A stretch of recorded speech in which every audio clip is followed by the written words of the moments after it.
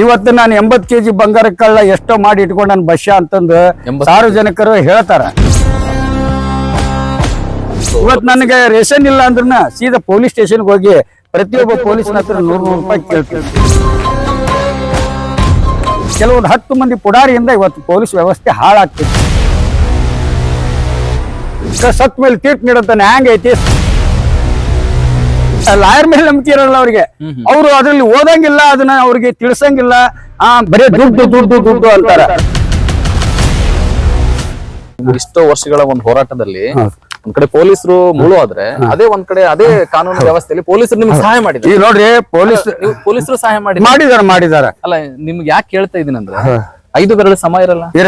ಒಂದ್ ಕಡೆ ಅದೇ ಪೊಲೀಸ್ ವ್ಯವಸ್ಥೆಯಲ್ಲಿ ಅನ್ಯಾಯಕ್ಕೊಳಗಾಗಿರ್ತಕ್ಕಂಥ ಸಿಗ್ಲಿ ಬಸ್ಸೆ ಅವರು ಒಂದ್ ಕಡೆ ನೋವು ಅನುಭವಿಸಿದ್ರೆ, ಇನ್ನೊಂದ್ ಕಡೆ ಅದೇ ಪೊಲೀಸ್ ಕಡೆಯಿಂದ ಒಂದ್ ಕಡೆ ಸಹಾಯ ಆಗಿದೆ. ಇವತ್ತು ನಾನು 80 kg ಬಂಗಾರ ಕಳ್ಳ ಎಷ್ಟೋ ಮಾಡಿ ಇಟ್ಕೊಂಡು ನನ್ನ ಬಸ್ಯ ಅಂತಂದು ಸಾರ್ವಜನಿಕರು ಹೇಳ್ತಾರ.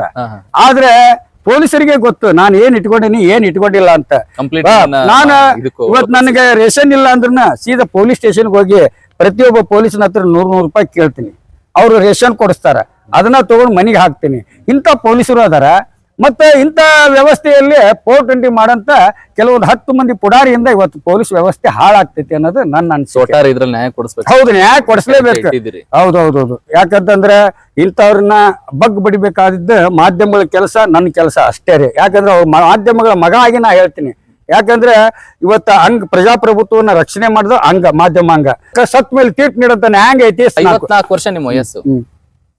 ಏನೆಲ್ಲ ನೋಡ್ಬಿಟ್ಟಿದ್ರಿ ನೀವು? 14 ವರ್ಷದಿಂದ 54 ಅಂದ್ರೆ 40 ವರ್ಷ ಏನೆಲ್ಲ ನೋಡ್ಬಿಟ್ಟು? ಏನೆಲ್ಲ ನೋಡಿದೆ ಅಂದ್ರೆ, ಇವತ್ತು 4 ಗೋಡೆಗಳ ಮಧ್ಯದಲ್ಲಿ ಕುಂತು ಕರ್ನಾಟಕದಲ್ಲಿ ಪ್ರತಿ ಒಂದು ಗ್ರಾಮದಲ್ಲಿ 5 ನಿಮಿಷದ ಚಟ, 5 ನಿಮಿಷದ ಹಠ, 5 ನಿಮಿಷದ ಸಿಟ್ಟನ್ನು ತುತ್ತಿಗೆ ಒಳಗಾಗಿ ಇವತ್ತ ಕಾನೂನ ಕೈಗೆ ತಗೊಂಡು ಅಪರಾಧ ಮಾಡಿದಂತ 302 ಮರ್ಡರ್ ಕೇಸ್ನರಾಗಿರ್ಲಿ, 395 ಡಕಾತಿ ಕೇಸ್ನರಾಗಿರ್ಲಿ, 394 ರಾಬರಿ ಆಗಿರ್ಲಿ, 354 ಕಳ್ಳ ಆಗಿರ್ಲಿ, ಹಿಂಗೆ ಪ್ರತಿಯೊಂದು ಸೆಕ್ಷನ್ ನಲ್ಲಿ ಆರೋಪಿಗಳು ಬರ್ತಾ ಇರ್ತಾರ. ನನ್ನ ಹತ್ರ ಕತೆ ಹಂಚ್ಕೊಂತ ಇರ್ತಾರ.